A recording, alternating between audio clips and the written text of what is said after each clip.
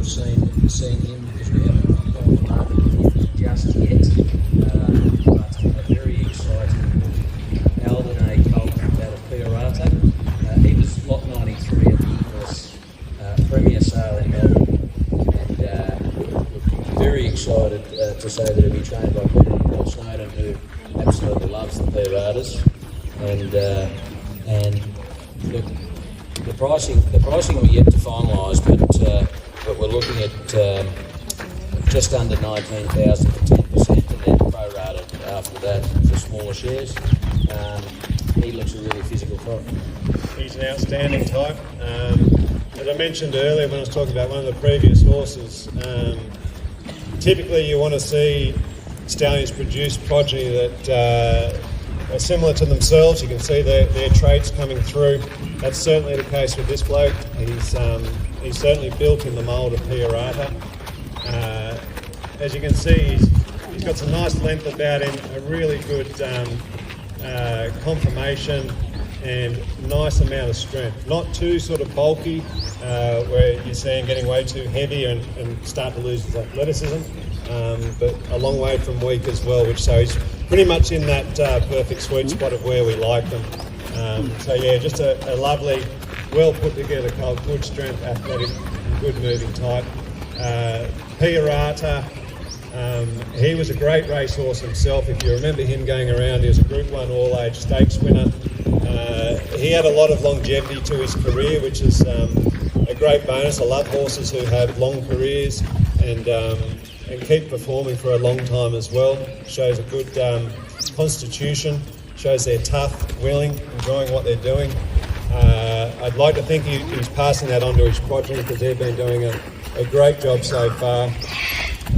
Pierata himself, as I mentioned, he won the all-age stakes, and in his career he actually defeated 39 individual Group 1 winners, which is a testament to, I guess, how many races he was in at the top level, but also how he performed at the top level as well. Beating horses like Kementari, Music Magnate, Santa Ana Lane, Bivouac, and unfortunately Red Cell on occasion as well. So yeah, Pierata's progeny, they've commenced now. The current 2-year-old crop is his first crop of runners going around. I know we've been particularly taken with them. As Sam mentioned, Pete and Paul Snowden have been particularly taken with them as well. As have a lot of the trainers that I talk to around the place, whether they've had one that's made it to the races yet or it's coming. They've been really impressed with what they've been seeing, and he's made a great start, Pierata, and I think they're only going to continue to get better and better as they get into their 3-year-old year. To date, well, I should actually say that, he's produced 5 stakes class horses already. As I mentioned, they're only 2-year-olds. It includes Coleman, who I mentioned before as well, who's placed in the Golden Slipper this year, placed in the Size Produce Stakes as well. So he's doing a great job. He's only had 16 starters to date for an astonishing 31% stakes horses to starters ratio and an average of 105,000 odd in prize money won per starter. So there's some pretty incredible stats. It's early days, obviously, but incredible stats. And they're only 2-year-olds, so that's only going to improve from here. So fingers crossed. This bloke follows suit, but he is a particularly nice horse that we bought off Twin Hills at the English Premier Sale. And Ollie Tate there at Twin Hills does a great job at rearing their horses. And I think this is a fine example of that. So Greg, he's just a week in. How's he travelling? Coming along well. He's just a little bit behind the Jenga Philly, so we're about ready to get on him on Monday morning. We'll get on him, but he's done all the preliminary work very nicely.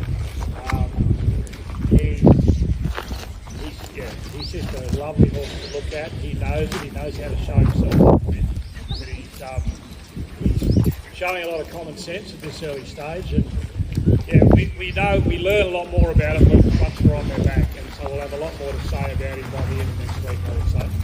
And just in case if you're wondering why he's just a little bit behind the Jenga Filly, it's just purely we bought him at the English Premier Sale, which was approximately 4 weeks or so after the Jenga filly, which was at Inglis Classic sale.